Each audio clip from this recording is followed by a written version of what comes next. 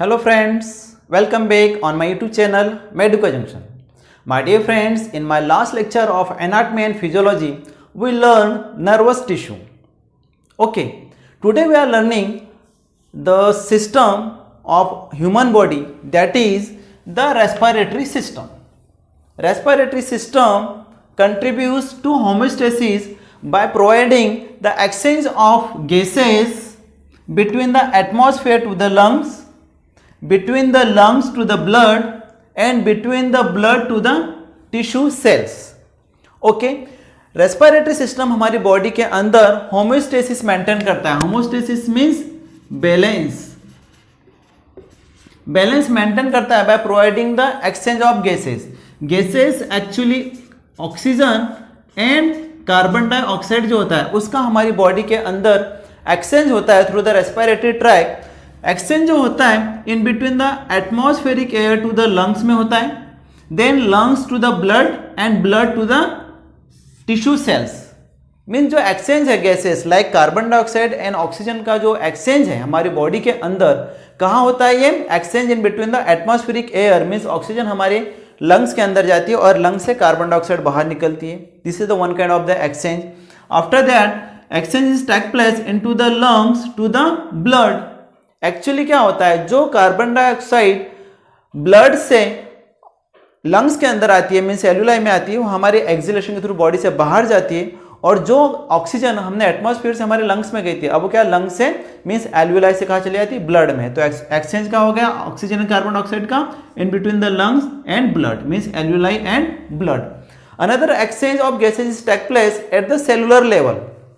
Means blood से oxygen tissue के अंदर जाता है और टिश्यू से जो कार्बन डाइऑक्साइड होती है वो ब्लड के अंदर आती है. तो such kind of exchange of gases is take place in the respiratory system.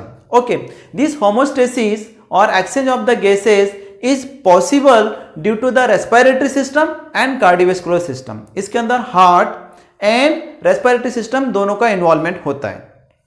Our body cells are continuously use oxygen for the metabolism of the nutrients and release the energy.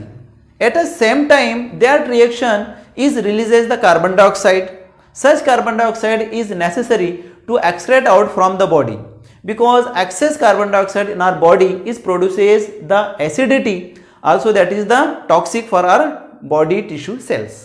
देखते हैं actually में क्या होता है हमारी body के अंदर जो होता है, तो हमारी बॉडी की जो सेल्स है वहां पर कंटिन्यूस ऑक्सीजन का कंजप्शन होता है. उसमें जो एक इक्वेशन है like that C6H12O6, this is a nutrients and that is the glucose.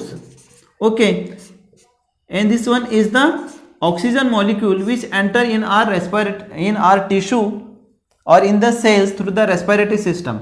This reaction is take place in the mitochondria of the cell. ये जब रिएक्शन होती है न्यूट्रिएंट्स का जब मेटाबॉलिज्म होता है ऑक्सीजन की हेल्प से, तो हमें क्या मिलता है बाय प्रोडक्ट में? CO2 means carbon dioxide, H2O और इसके अलावा हमें मिलता है 38 ATP मीन्स एनर्जी. तो क्या होता है हमारी सेल के अंदर जो एक्चुअल में माइटोकॉन्ड्रिया है वहां पर क्या होता है, जो एटमॉस्फेयर ऑक्सीजन है वो ऑक्सीजन ब्लड के थ्रू कहा जाती है हमारी सेल के अंदर, एज वेल न्यूट्रिएंट्स भी होता है. तो उस न्यूट्रिएंट्स का क्या होता है? मेटाबॉलिज्म होगा. मेटाबॉलिज्म की हेल्प से हमें क्या मिलता है? ATP मिलता है मींस एनर्जी मिलती है in the form of ATP, और बाय प्रोडक्ट हमें मिलता है कार्बन डाइऑक्साइड. तो ये जो कार्बन डाइऑक्साइड गैस है जो ऑक्सीजन के यूज होने के बाद में जो कार्बन डाइऑक्साइड का फॉर्मेशन हुआ है, तो उस कार्बन डाइऑक्साइड का हमारी बॉडी से रिमूवल बहुत जरूरी है. अदरवाइज ये जो कार्बन डाइऑक्साइड का एक्सेस अगर एक्यूमुलेशन हमारी सेल्स में होता है तो वहां पर एसिडिक पीएच होगा मींस एसिडिटी बढ़ेगी और हमारी बॉडी की सेल्स के लिए वो डेंजरस होता है. Okay, that's why that is necessary to expel out of this carbon dioxide. Okay, and one thing is also important, inhalation of oxygen from the atmosphere to the lungs and for the tissue, okay, for the metabolism of nutrients and to produce the energy in the form of ATP. तो इसलिए हमारी body के अंदर gases का exchange बहुत important होता है. And this gases exchange is take place by the respiratory system and cardiovascular system. Okay, this is the diagram of respiratory system, that is the rough diagram. Okay, and let's see this pictures. उसमें अंदर बहुत neat and clean diagrams हैं. Respiratory system का. Okay, the parts of respiratory system is on the basis of the structure and functional. There are the types of the respiratory system. Okay, first we must know the parts of the respiratory system. The parts of respiratory system is like the nose. This is the nose, nasal cavity, then pharynx, larynx, trachea, bronchus and lungs. Actually इस lungs के अंदर क्या जो bronchus होती है उसका bifurcation होता है. Then primary bronchus, secondary bronchus, tertiary bronchus, bronchioles, alveoli. Okay, ये जो है क्या है, alveoli है, alveolar sac, ये सब का पार्ट है किसके, लंग्स के अंदर है. तो क्या होता है, based on the structurally this respiratory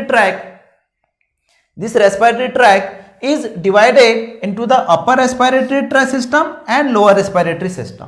okay, this upper respiratory system consist of nose, nasal cavity and pharynx. क्या बोलते हैं अपन इसको, अपर रेस्पिरेटरी सिस्टम. कहां तक होता है, only up to the pharynx. There are the pharynx are 3 types, means oropharynx, nasopharynx and one is the laryngopharynx. 3 type का pharynx होते हैं, ओरोफेरिंग्स, नेजोफेरिंग्स एंड लैरिंगोफेरिंग्स होता है. ठीक है, तो this is the part of the upper respiratory system. When the any kind of infection is take place in this upper respiratory system, that infection is known as upper respiratory tract infection. Upper respiratory tract infection बोलते हैं, means URTI. Then lower respiratory system, on the basis of structure, lower respiratory system consists of larynx, means voice box, then trachea, means windpipe, then bronchus,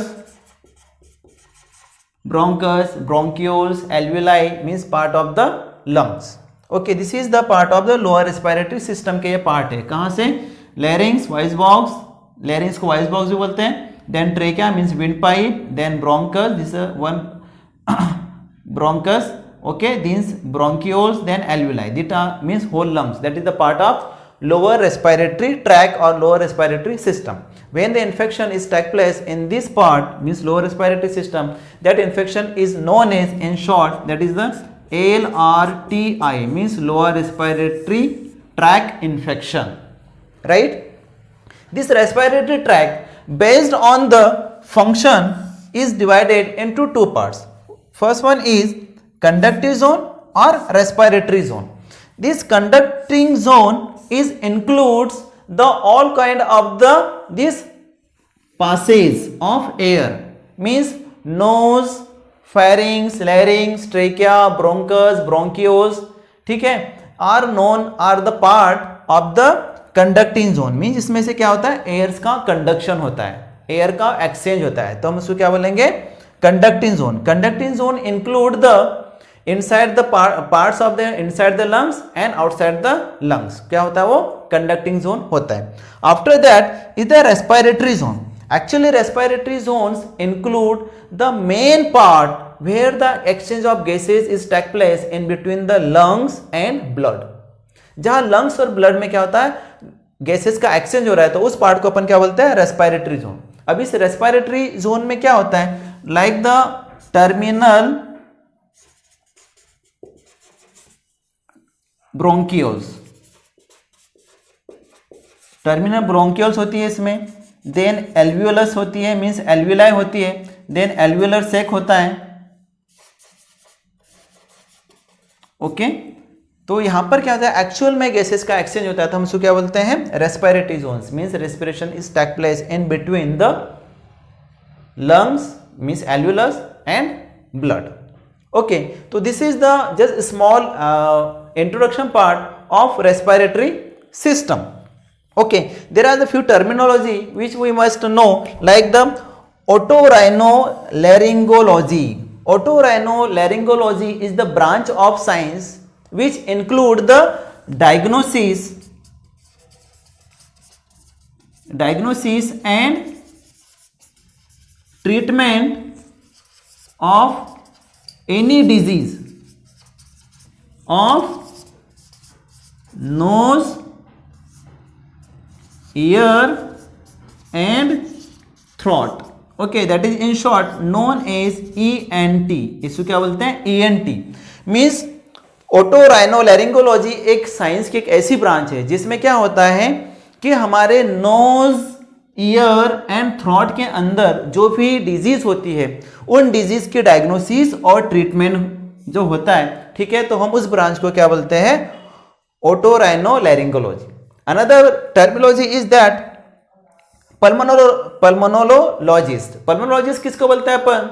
the physician who is the specialist, who is specialist for the treatment and diagnosis of the disease of the lungs, या फिर respiratory tract, या फिर हम जिसको बोलते हैं chest specialist भी in general इसको बोला जाता है। मीन्स ऐसा फिजिशियन या जो क्या करता है हमारे रेस्पिरेटरी ट्रैक से इंक्लूड, रेस्पिरेटरी ट्रैक से रिलेटेड किसी डिजीज का जो ट्रीटमेंट करता है, डायग्नोसिस करता है, उस स्पेशलिस्ट को क्या बोलते हैं अपन? पल्मोनोलॉजिस्ट, या फिर बोलते हैं अपन उसको chest specialist. My dear friends, ये था अपना एक short introduction part of respiratory tract, respiratory system. अब कमिंग लेक्चर्स में अपन पढ़ेंगे कि उसकी पढ़ेंगे अपन anatomy as well as physiology of this respiratory tract. Means nose, pharynx, larynx, trachea, bronchus, lungs, alveoli, ये सब क्या होती है, कैसा गैसेस का एक्सचेंज होता है, इन सब की अपन अब स्टडी करेंगे, okay, in my coming lectures. Then again, my dear friends, I would like to request to all of you, please like my lectures, share my videos, and please subscribe to my channel. Thank you.